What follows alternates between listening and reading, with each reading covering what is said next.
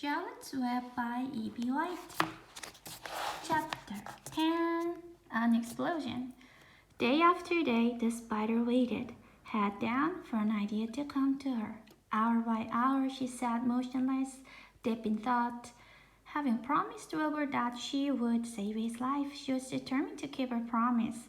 Charlotte was naturally patient. She knew from experience that if she waited long enough, a fly would come to her web, and she felt sure that if she thought long enough about Wilbur's problem, an idea would come to her mind. Finally, one morning toward the middle of July, the idea came. Why, how perfectly simple, she said to herself. The way to save Wilbur's life is to play a trick on Zuckerman. If I can fool a bug, thought Charlotte, I can surely fool a man. People are not as smart as bugs. Wilbur walked into his yard just at that moment. What are you thinking about, Charlotte? He asked. I was just thinking, said the spider, that people are very gullible. What does gullible mean? Easy to fool, said Charlotte. That's a mercy, replied Wilbur, and he lay down in the shade of his fence and went fast asleep. The spider, however, stayed wide awake, gazing affectionately at him and making plans for his future. Summer was half gone. She knew she didn't have much time. That morning, just as Wilbur fell asleep, Avery Arable wandered into the Zuckerman's front yard, followed by Fern. Avery carried a live frog in his hand. Fern had a crown of daisies in her hair. The children ran for the kitchen. Just in time for a piece of blueberry pie, said Mrs. Zuckerman. Look at my frog, said Avery, placing the frog on the drain board and holding out his hand for pie. Take the thing out of here, said Mrs. Zuckerman. He's hot, said Fern. He's almost dead, that frog. He's not, said Avery. He lets me scratch him between the eyes. The frog jumped and landed in Mrs. Zuckerman's dishpan full of soapy water. You're getting your pie on you, said Fern. Can I look for eggs in the henhouse, Aunt Edith? Run outdoors, both of you, and don't bother the hens. It's getting all over everything, shouted Fern. His pie is all over his front. Come on, frog, cried Avery. He scooped up his frog. The frog kicked, splashing soapy water onto the blueberry pie. Another crisis, groaned Fern. Let's swing in the swing, said Avery. The children ran to the barn. Mrs. Zuckerman had the best swing in the country. It was a single long piece of heavy rope tied to the beam over the north doorway.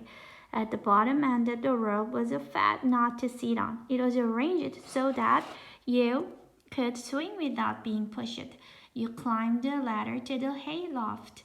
Then, holding the rope, you stood at the edge and looked down and were scared and dizzy. Then you straddled the knot so that it acted as a seat. Then you got up all your nerve, took a deep breath, and jumped. For a second, you seemed to be falling to the barn floor far below. But then suddenly the rope would begin to catch you, and you would sail through the barn door, going a mile a minute, with the wind whistling in your eyes and ears and hair. Then you would zoom upward into the sky and look up at the clouds, and the rope would twist, and you would twist and turn with the rope. Then you would drop down, down, down out of the sky and come sailing again. Sail out again, not quite so far this time. Then in again, not quite so high. Then out again, then in again, then out, then in, and then you jump off and fall down and let somebody else try it. Mothers for miles around worried about Zuckerman's swing. They feared some child would fall off, but no child ever did. Children almost always hang on to things tighter than their parents think they will. Avery put the frog in his pocket and climbed to the hayloft. The last time I swung in the swing, I almost crashed into a barn swallow, he yelled. Take that frog out, ordered Fern. Avery straddled the rope and jumped. He sailed out through the door, frog and all, and into the sky, frog and all. Then he sailed back into the barn. Your tongue is purple, screamed Fern. So is yours, cried Avery, sailing out again with the frog. I have hay inside my dress. It itches, called Fern. Scratch it, yelled Avery as he sailed back. It's my turn, said Fern. Jump off. Fern's got the itch, sang Avery. When he jumped off, he threw the swing up to his sister. She shut her eyes tight and jumped. She felt the dizzy drop, then the supporting lift of the swing.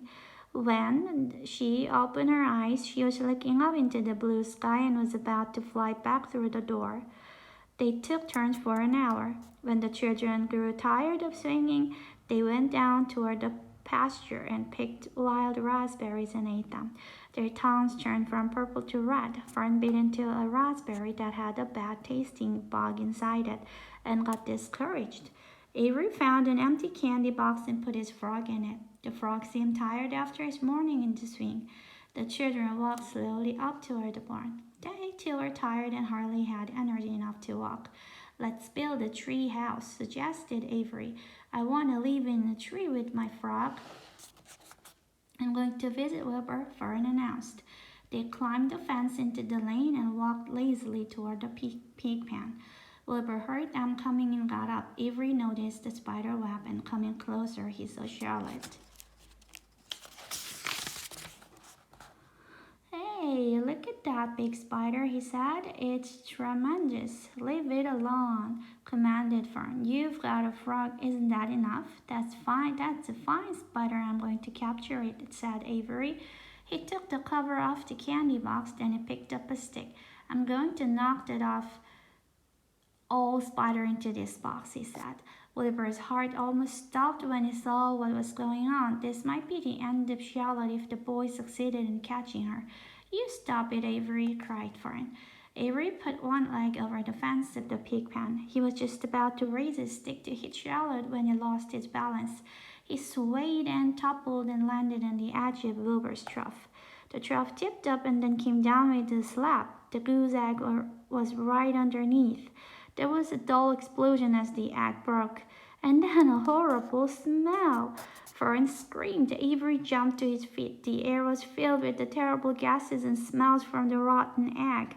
Templeton, who had been resting in his home, scuttled away into the barn. Good night, screamed Avery. Good night, what a stink. Let's get out of here, Fern was crying. She held her nose and ran toward the house. Avery ran after her, holding his nose. Charlotte felt greatly relieved to see him go. It had been a narrow escape. Later on that morning, the animals came up from the pasture, the sheep, the lambs, and the gander, the goose, and the 7 goslings. There were many complaints about the awful smell, and Wilbur had to tell the story over and over again of how the Arab boy had tried to capture Charlotte and how the smell of the broken egg drove him away just in time. It was the rotten goose egg that saved Charlotte's life, said Wilbur. The goose is proud of her share in the adventure. I'm delighted that the egg never hatched, she gabbled. Templeton, of course, was miserable over the loss of his beloved egg, but he couldn't resist boasting. It pays to save things, he said in his surly voice. A rat never knows when something is going to come in handy. I never throw anything away. Well, said one of the lambs, this whole business is all well and good for Charlotte. But what about the rest of us? The smell is unbearable. Who wants to live in a barn that's perfumed with rotten egg? Don't worry, you'll get used to it, said Templeton. He sat up and pulled wisely at his long whiskers, then crept away to pay a visit to the dump. When Lurby showed up at lunchtime carrying a pail of food for Wilbur, he stopped short a few paces from the pig pen. He sniffed the air and made a face. What in thunder, he said. Setting the pail down, he picked up the stick that Avery had dropped and pried the trough up. Rats, he said. Phew, I might have known a rat would make a nest under his trough. How I hate a rat. And Lurby dragged Wilbur's trough across the yard and kicked some dirt into the rat's nest, bearing the broken egg and all Templeton's other possessions. Then he picked up the pail. Wilbur stood in the trough, drooling with hunger. Lurby poured. The slops ran creamily down around the pig's eyes and ears. Wilbur grunted. He gulped and sucked and sucked and gulped, making swishing and swooshing noises, anxious to get everything at once. It was a delicious meal. Skim milk, wheat middlings, leftover pancakes, half a donut, the rind of a summer squash, 2 pieces of stale toast, a third of a ginger snap, a fish tail, 1 orange peel, several noodles from a noodle soup, the scum of a cup of cocoa, an Asian jelly roll, a strip of paper from the lining of the garbage pail, and a spoonful of raspberry jello. Wilbur ate heartily. He planned to leave half a noodle and a few drops of milk for Templeton. Then remembered that the rat had been useful in saving Charlotte's life, and that Charlotte was trying to save his life. So he left the whole noodle instead of a half. Now that the broken egg was buried, the air cleared and the barn smelled good again. The afternoon passed and evening came. Shadows lengthened.